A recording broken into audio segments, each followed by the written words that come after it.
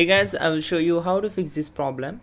In the first step, go to search bar, type here CMD, then right click here and select run as administrator.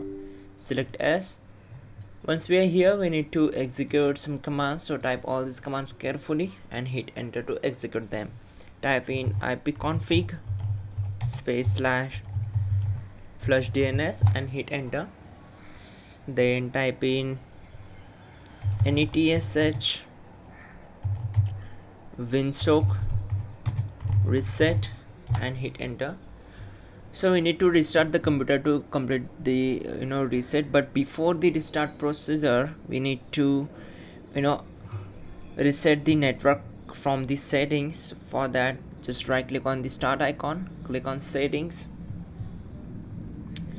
then click on these three lines, go to network and internet, scroll down, go to proxy, disable this option, automatically detect settings, so disable this one and just go back, go to advanced network settings, scroll down and click on network reset.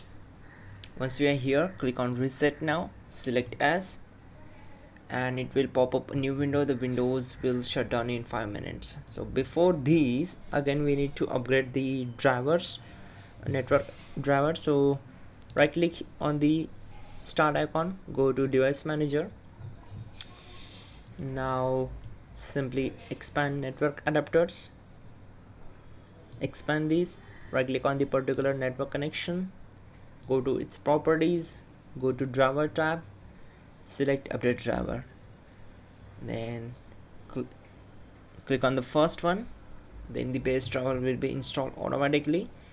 Again close all windows one by one and press Windows key plus R key together to open run and type your services.msc and hit enter.